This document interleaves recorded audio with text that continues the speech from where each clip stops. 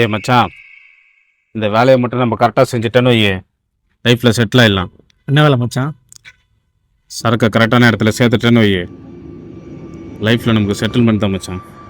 ஒரு வேலை கரெக்டாக சேர்க்க முடியலனா நம்மளை செட்டிலான இடத்துல செட்டில் பண்ணுறவனுங்க.